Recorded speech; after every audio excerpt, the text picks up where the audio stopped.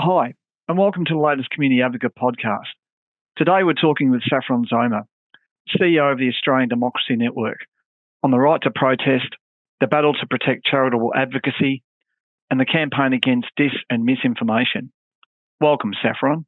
Why is not-for-profit advocacy needed in a healthy democracy, particularly in the run-up to an election campaign? I know that's a really wide question, but if you want to start off by, setting the scene, so why is it important? Why we're talking about it? Yeah, I think about our advocacy organizations as a really foundational part of a healthy democracy. And I think there's three ways that our advocacy is like really contributive to democratic outcomes. So the first is that as not-for-profits, we speak for and from communities that otherwise don't necessarily have access to public debates. Um, and that's really important because in a healthy democracy, you want really robust, pluralistic debates where different perspectives on issues can be heard and taken into account. And for many communities, the organizations that communities create to be their representatives are the way that they get to be part of those debates. So we think that's a really critical function for democracy, but also for policy outcomes because people from the community know what the community needs. They have on the ground experience. Many of our organizations are serving these communities in all kinds of different ways. And if those perspectives don't get to be part of making policy, you just won't get as good an outcome. So we think that's a really critical function. The second way that our organizations build democracy is that they can hold the government of the day to account. So, if the government puts in a 500-page omnibus bill that has impacts on our lives, most of us are not going to have the capacity to read and understand what's just been done. Of our organizations is to be the experts that can tell us this is what just happened and this is what it's going to mean for your life. And so if we're not happy with it, we can then activate our communities to get a better outcome. So that translation and accountability piece is really important as well. And then I think the final piece is that for many of us, our not-for-profit organizations, be that, our sporting club or the place we volunteer or a faith-based organization, any of those places, they are where we go to learn civic skills. That's how we become part of public life. And if we are worried about social cohesion more broadly, which I think many of us are and should be, this is absolutely critical because we need to really rebuild the kind of public notion of civic participation and the broad-based skills to be public citizens. And not-for-profit organizations are a primary place where that happens. So there's kind of three levels there, but I think each one of them builds the fabric of our democracy in a really different but important way. So what are some of the barriers to not-for-profits and charities engaging in advocacy? That's in a perfect world, like you said, that rationale. But yeah, what are some of the things that are stopping that happening effectively? Yeah, I think I sometimes think about, a lot of our work is being the ambulance that catches someone at the bottom of the cliff. And there are so many people falling off the cliff right now that we're really struggling to have enough ambulances to catch everybody. So the advocacy piece is like, what do we need to do to stop people falling off? And if there are people falling all around you, you just won't necessarily be able to prioritize resourcing that other piece, even though in the long term, that might be essential to getting better outcomes and protecting people from being in the circumstances where they need not-for-profit support. So I think for many organizations, it's just a question of prioritizing resources. But there can also be a perception of charities or not-for-profits role that I think is a little outdated. That is like, well, if you are a charity, it's your job to run a soup kitchen. It's your job to hand out blankets. It's not your job to talk about housing policy or, economic policy. And I would really push back against that and say it absolutely is because of all of the reasons that I just spoke about before. Unless we fix these problems at the level of policy, we will be running ambulances forever. And that's not the way that we want society to function. We want everyone to be doing okay. We don't want to have to rely on not-for-profits to be picking up the pieces. So I think there's resourcing, there's a kind of outmoded conception of what a charity is. And then I think the third piece can be that there is a perception which has been created over the last decade, maybe, that our advocacy may not be welcome.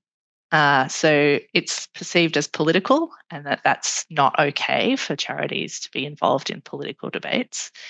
And again, I would say actually it's legally a completely legitimate form of pursuing our charitable missions to engage in advocacy for our charitable purpose. And not only is it legitimate, in some ways, I feel like we have a moral obligation to do that because we have the expertise that's critical to getting better policy outcomes that will serve our communities. So, yeah, the government needs to hear our voice. Our communities need to hear our voice. The public needs to hear our voice. We should all be raising our voice to get better outcomes in service of the charitable missions that we're charged with. So in terms of, pardon me, that was really great. Thanks. The summation of that. In terms of walking the walk from the Australian Democracy Network or whichever hat, Australian Democracy Network, Stronger Charities Alliance, I mean, I know how it fits together.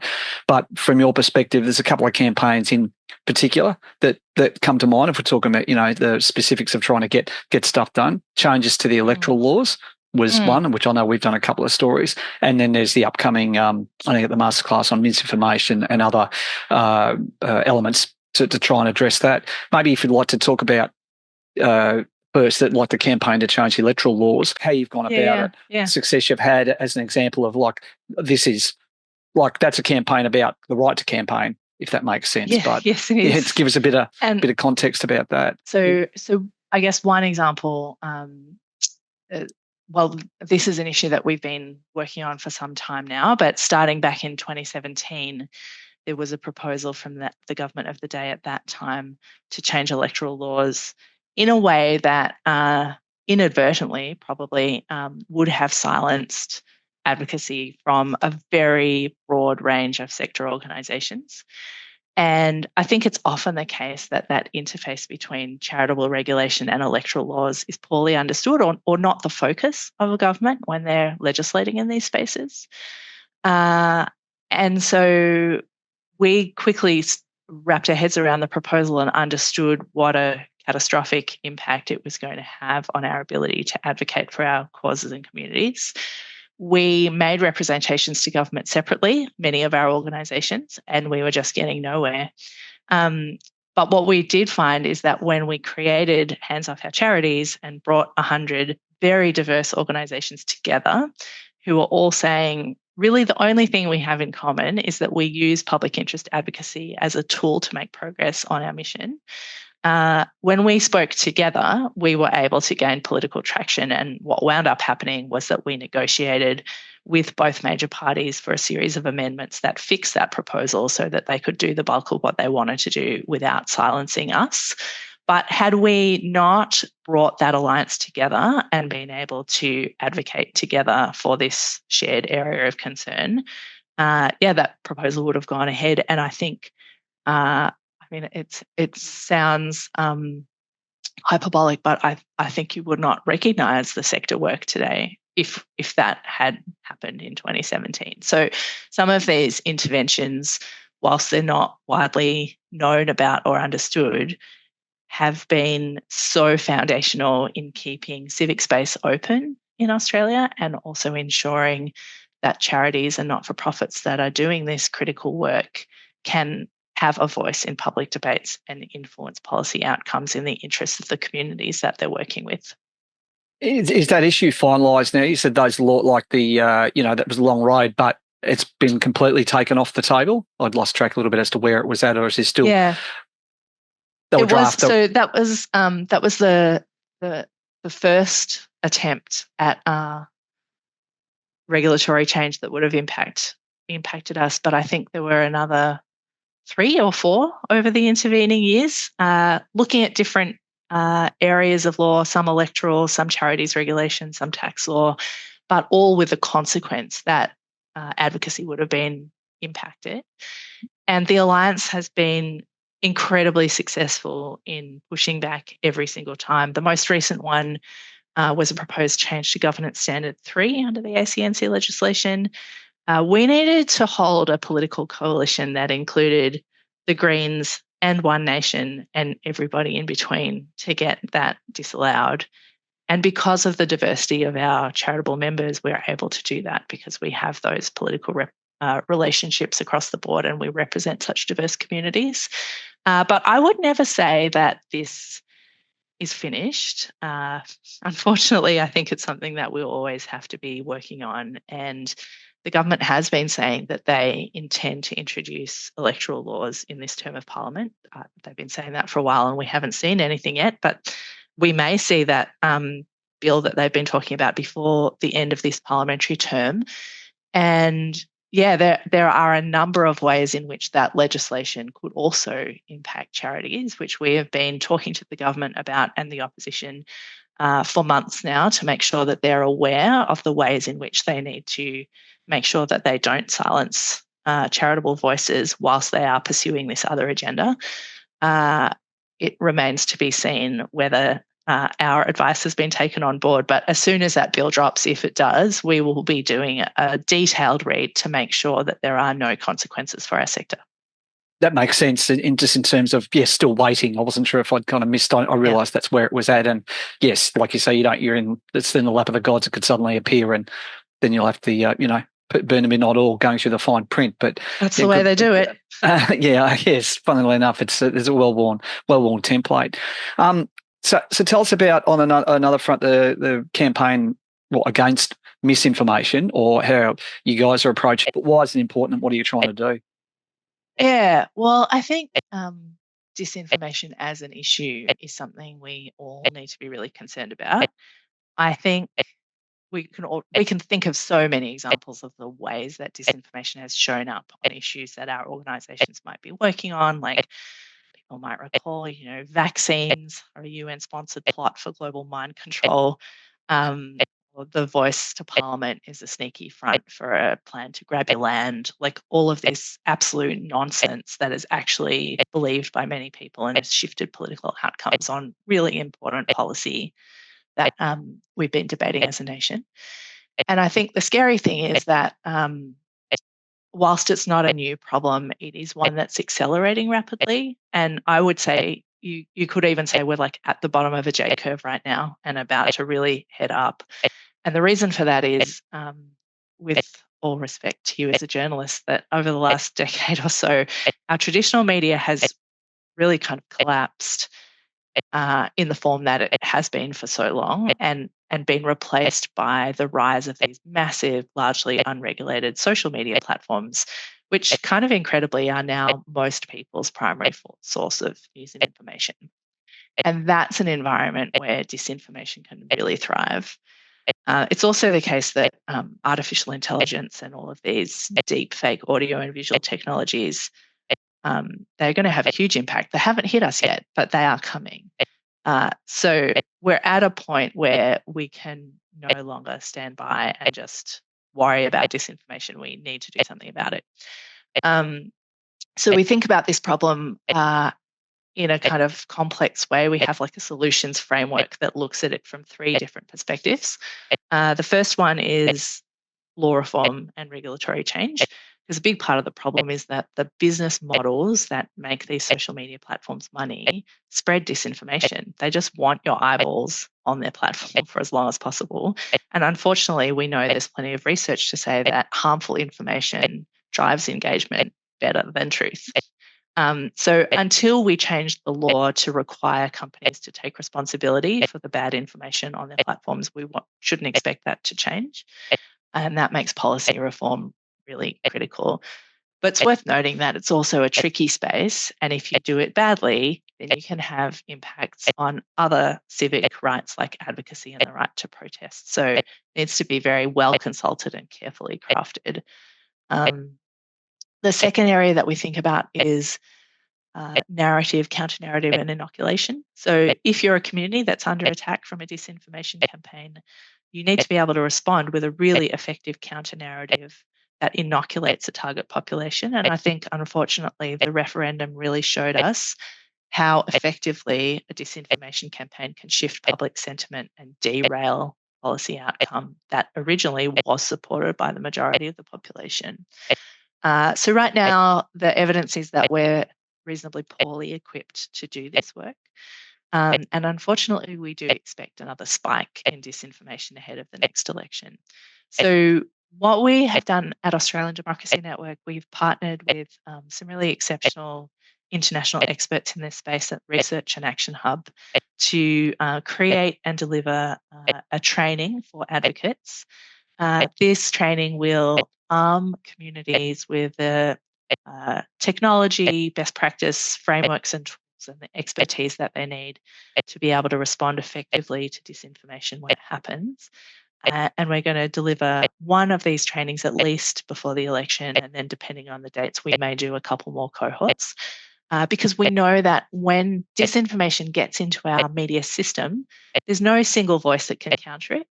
And it has to be countered in a very localized, issue-specific way. So a centralized top-down approach isn't going to work. So our priority is really getting the tools and skills out into the communities where they're needed.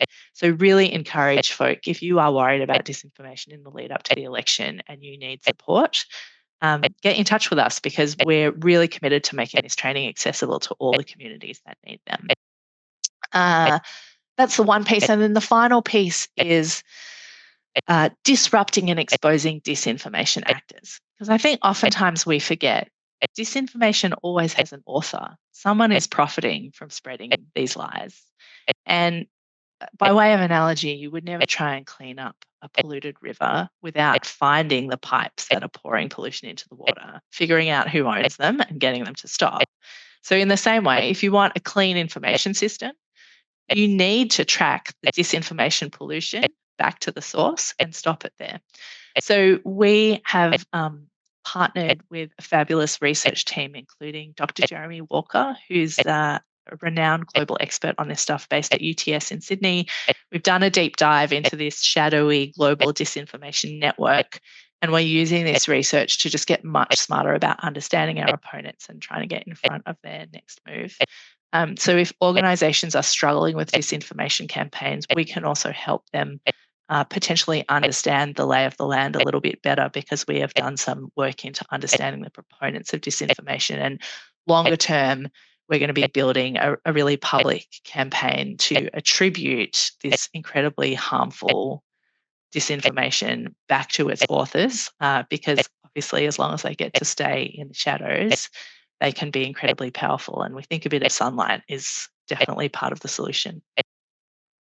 That's excellent. That's a great, just as you've articulated, like campaigns, but also the issue of disinformation and how you're approaching it, and what, how you, especially as you just said, that longer term, to shine a bit of sunlight on it. It's good, great context. Just leading off that, I was just also going to ask you, what's the role of protest and advocacy, and how our rights to protest have been eroded? Yeah, in essence, though, well, as I say, what is the role of protest in advocacy? Because there's a sense, I think, I'll do it myself, I'll watch the TV, I think, yep, that's your right to protest, but should you throw golf balls at, police horses' heads, and should cops belt protesters over their head and go too far? No, but it happens. And there are extreme examples. But, so now what would you say on that? The right of the role of protest and have the right, is it being eroded? Yes. So in relation to the role of protest, I think we may collectively have forgotten how critical protest has been historically to shaping us as a society today. So many of the things that we take for granted about our lives were achieved through social movements that used protest. Even, suffrage for women, protecting the Franklin. None of these things would be true today if people hadn't protested about them at the time. And historically, protest has always been seen as a perfectly mainstream, legitimate form of democratic expression. And that's what it should be. But that's also changing. And a big part of the reason that it's changing is because of the problem of state capture, which is that powerful corporate interests are inconvenienced by protest, and they use their influence over government and over the media to create a narrative that says that disruptive protest is not okay. It's kind of antisocial and it shouldn't happen, which is just not true, because any material protest that's won a major outcome historically has been disruptive. That is inherent to the effectiveness of protest. And I think it's also inherent to our own Australian sense of democracy. If a government even a legitimately elected one, is perpetrating a gross injustice, like saying that gay sex is illegal. Like, should we just wait to the next election to register our disapproval, or are there other ways that as democratic citizens we could participate in that issue and push back against it for a more just outcome? So, yeah, I think there's been a real cultural shift that's been driven by interests who don't want us to protest, that has created a story about protest that isn't the case, that historically it's been quite different. So I think when you say like, oh, your image of protest is like people yelling and throwing eggs or whatever, that's been manufactured for us by corporate interests and their mates in politics and the media. And we shouldn't really participate in that, because protest is a perfectly legitimate democratic form of expression.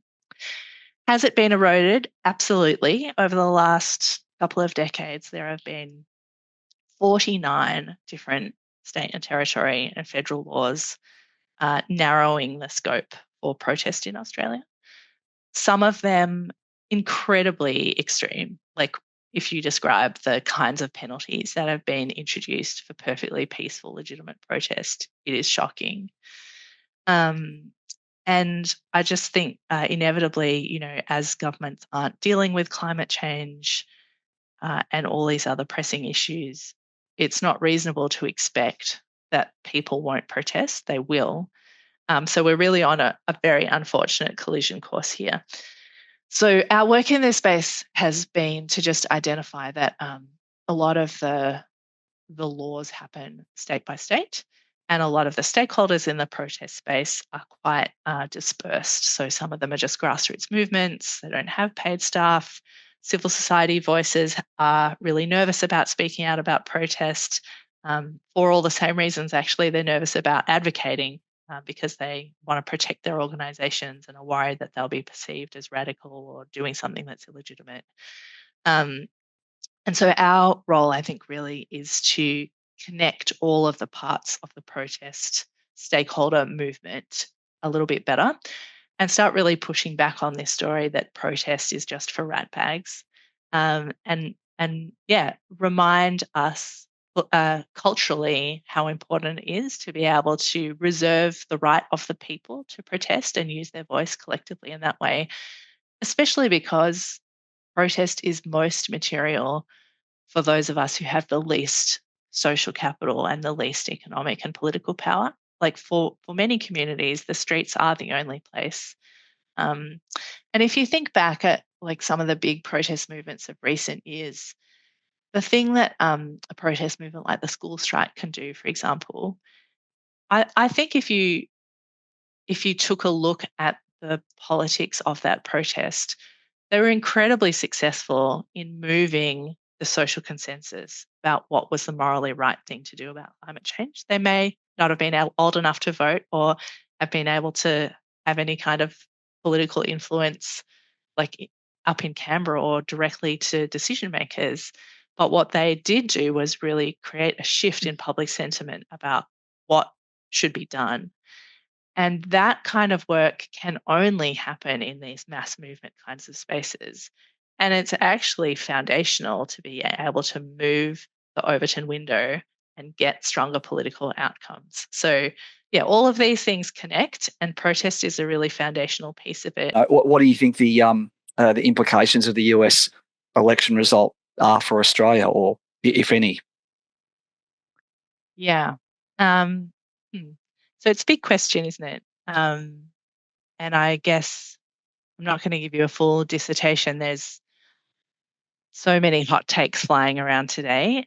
And I guess what I've reflected is that I don't really have a hot take. I feel like what we saw happen over the last couple of days just reinforces for me some of the foundational principles and assumptions that we make about how democracy works. And it's definitely a complex picture. So it's not like I can just say, well, it happened because of this or it means that. But if you think of it like a puzzle, I think a couple of pieces that you could look at. One is just to ask, so how are people in our country experiencing our democracy in their lives, because if you ask the average person what democracy is, it's not a word that has a lot of content for your average person. And I think you could really see through the election campaign the Democrats trying to articulate that for their base as freedom, like in the States, they're saying, democracy is freedom. I don't think that translates particularly well to Australia, but you could say that when people feel like they're experiencing a healthy democracy, they have financial security so that they have the dignity of knowing that they can look after their family and meet their basic needs. They're living in communities where minority groups are respected. Like there are just some basic things about how we live our lives and how cared for and secure we feel. That if those things aren't in place, we know that we're moving towards trouble because the principles of democracy are so heavily reliant on the principles of equality that when people see deep inequality all around them and see it getting worse year on year, of course, they're naturally going to be less enamored of the idea of democracy. So I think that's a big part of what we've just seen happen, and that's a big part of what led to the results that we saw.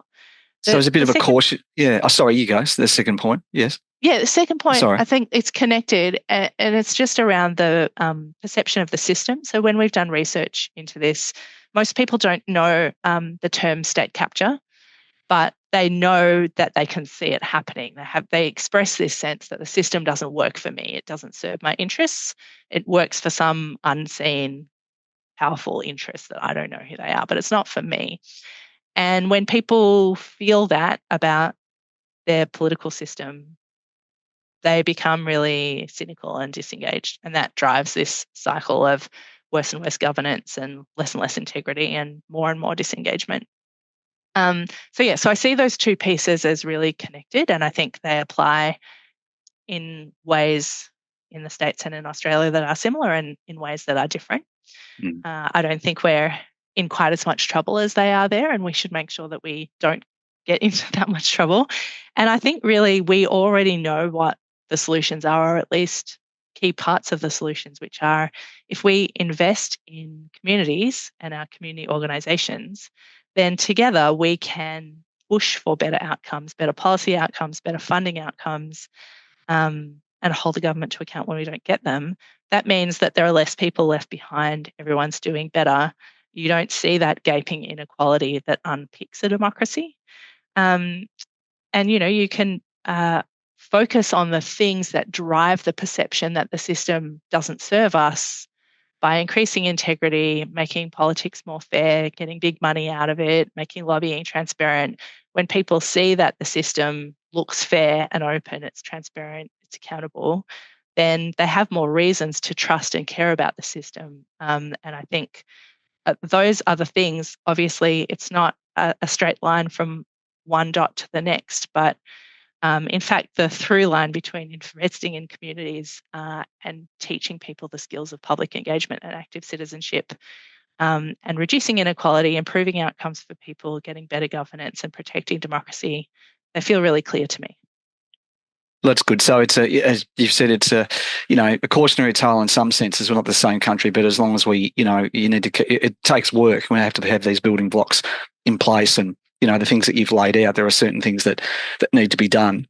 But it's a cautionary tale in the sense that if those things aren't done in a democracy like Australia, then you can see potentially where, this could go. And so do you think that's how a lot of people in this country will take what's happening in the States as a bit of a cautionary tale? Those that care about, democracy and equality and the things that you're talking about? Yeah, I hope so. I mean, I hope that what we're taking from this is a real call to action to treasure the things about our democracy that make it work so well, our compulsory voting. There are so many aspects of our electoral system that protect us from extremism and polarization. And on the whole, we have a lot to be really grateful for, but we can't take it for granted. And a democratic system was never designed to be set and forget. It's designed to be constantly under contestation and renegotiated by all of us. And if we're not engaged in public life, then of course that's not the outcome we're going to get. So yeah, I think I agree with you. If there is one takeaway from today, It's to say our democracy that we have here is precious. We can't take it for granted, and it's within all of our hands to engage in ways that make it stronger. I do also think that we've been guilty of falling into a little bit of American exceptionalism here, like the level of despair and panic that people are feeling. Perhaps they haven't fully clocked what's been happening in Hungary and Poland and Brazil, but this is not the only time that a democracy has voted for an Oh, autocrat. It's a thing that totally. Yeah. happens. No. And people get past it, and democracy movements rebuild and reform, and there's no reason to think that that can't happen in America. And I think it's really a good check that if we had assumptions that, Western liberal democracies are secure, and other democracies in other places are where these kinds of things happen. Like, no, that's a very outdated way of thinking about it. Every single Yeah. democracy, including ours, needs constant care and attention, because the Yeah. line between democracy and autocracy is not as clear as you would think it is. And who is so moved by this, I think, and I've been saying this to my staff team too, when things are going well, our engagement and activism is nice to have. When things Yeah. are going badly, it's essential. Like, this is Yeah. definitely not the time to vacate the field, No. because when Yeah. times are dark, that's when you have to hold most tightly to a vision of how things could be different and take responsibility for going there.